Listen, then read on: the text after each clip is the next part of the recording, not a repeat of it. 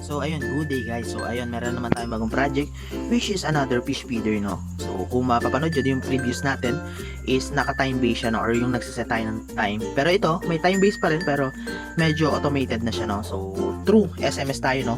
So less hassle siya, hindi na natin siya mag-set ng time. Then meron siyang pre-made din na time, pero kapag nakalimutan lang natin i-text, for example, pero tayo nakaset na time for 6, no, 6, 12, or 5 PM, para halimbawa nakalimutan lang natin i-text sa araw na yon, so magdi-dispense pa rin siya, no. So pang backup lang ba. Okay, then meron din tayong water monitoring. So meron tayong para sa temperature ng tubig, para kasi malaking factor yon sa fish pond, no. Then yung DO, yung dissolved oxygen, kung sobrang crowded na ba ng ating na. So kasi pag dami ng isda sa fish pond, pagbaba ng DO, no, or yung dissolved oxygen, so medyo kapag bumaba siya ng sobra is delikado sa isda, so possible ma-fish kill yung mga isda, no. Then yung feeds level, kasi yun nga, may fish feeder tayo, so, kailangan natin ma-monitor kung konti na lang ba o half level o low level na yung ating feeds, no. Then yung water level, so sa fish pond kailangan din syempre ma-monitor yung tubig para in case, no. So kapag nag-low na, automatic meron tayong water pump doon na ipapaganahin ng ating relay, no, na solid state. So automatic magbobomba or mag-refill ng tubig, no, kukuha doon sa another fund, no, sa other fund na isa. So i-refill yung may nakalagay yung system natin. Okay, so ayun, so paliwanag natin yung ibang mga components na ginamit natin. So itong dalawang may green na to, so ito ay IR reflectance sensor, no, or IR sensor siya na ginagamit for line following, no. So ilalagay natin doon sa ating container, para yun, mayroong makikita nyo may white. So once na mayroong nakalagay sa kanya or yung feed halimbawa sa harap niya, ibig sabihin meron pa yun, no, or ito kasi yung half level tsaka low level, no. So kapag meron pang nakalagay sa harap niya, ibig sabihin meron pa yun. Kapag wala na, mamamatay yung ilaw sa likod, means wala na yung, kapag halimbawa ito, so low level na lang natitira, so ibig sabihin half level na lang yun.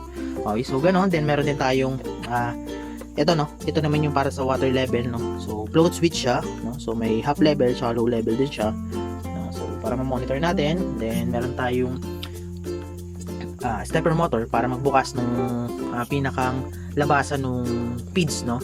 Then kapag bukas, syempre ito yung ating high speed motor na may 3D printed na ito casing para sa spreader to, no, para malawak yung maabot nung mga feeds, no. So iikot to na mabilis, then parang papatalsikin niya ng malayo yung mga feeds. Okay, then ayun, so dito naman, so ito yung RTC or yung real time clock, yung sinabi ko sa inyo na backup. Kapag hindi mo na text ng araw na yun, so magdi-dispense pa rin siya based sa time, no. Then ito yung GSM module na SIM 900A. So ito yung lalagyan ng SIM card para mag-receive siya ng text messages, no. Okay, then siya din yung magno-notify sa atin through SMS kung mababa na ba yung temperature or tumaas ba or yung feeds level. Ayun, so ganun yun, no. Then ito yung BTS 7960, I think yun. So ganun yung name niya para sa motor driver ng ating high speed motor. Then ito naman yung easy driver ng ating stepper motor. Tapos yung LCD natin na with I2C, no, 20x4, tapos Arduino Mega yung ginamit natin na with prototype shield para hindi siya nabubunot yung mga jumper wires niya. Okay, then yung ating isa sa pinakamahal na sensor, no, so yung analog dissolved oxygen ng DF Robot, no, so around 12,000 to 13,000, kaya ingat-ingat tayo dyan, no. So ito yung pinakang board niya, tapos ito yung probe, no. Tapos meron tayong temperature sensor, so yun nakalagay siya sa tubig, yung DS18B20 na temperature sensor. So all in all, tapos ito yung ginamit natin power supply na 12 volts, pero sa tunay niyan naka solar panel yan, no, na para kahit nasa gitna siya ng ating fish pond, so magre-recharge siya kada araw, no. So 12 volts lang naman yung ginamit natin. So ayun yung ating mga components na ginamit. Then paliwanag natin kung paano siya gumagana sa next video. So ganito lang naman paganahin yung kanyang feeding process, no. Okay, so open lang natin yung ating number, no. Then iti-text lang natin ang time for feeding. So ayan yung mga notification for feeding. So kapag na-receive niya yan, dapat mabubuksan ito, no. Okay, ayan, bukas. Then dapat high speed yan, so tatalsik dapat yung mga feeds. So ayan, then babalik siya sa dating pwesto kasi siya lang yung magbubukas, diba, nung harang. So ganun lang kabilis, no. Ayan, so papakain na yon. Then, yun, ganun lang kabilis yung feeding time, pero matagal yun, no, sa final, no, para, ito lang sa testing lang naman siya, no?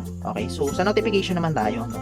So, halimbawa, half level nung feeds, no, so, tanggalin natin to, yung harang niya.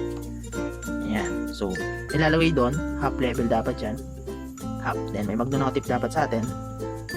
So, yun, warning, fish feeder storage is already half level, no?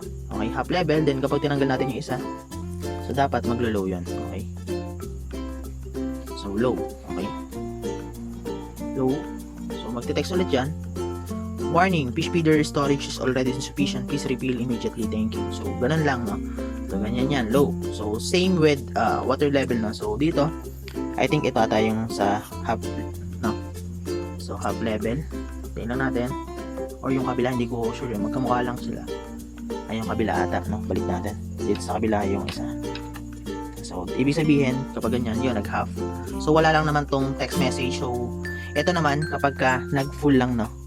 Then, automatic refill na yun. So, mabubuhay yung, yun, yung relay, then magte-text sa'yo. So, nagre-refill na yan ng tubig, no? So, warning, fish pond reach low water level, no? So, kapag ganyan, ibig sabihin, buhay yung relay. So, automatic nagre-refill yun.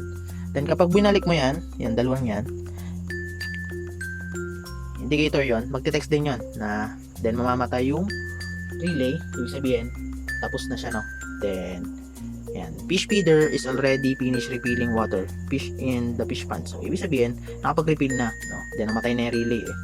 Then yung sa ano naman, sa temperature, so kapag nag-reach siya ng may ano kasi yan, kapag ka nag-reach na hanggang 10 Celsius, no? Pero ito papa 30 natin, lalagay natin sa kamay so para mainitan. Yan, 27. So, kapag na-reach niya yung 30, ibig sabihin, masyado mataas yung temperature, no?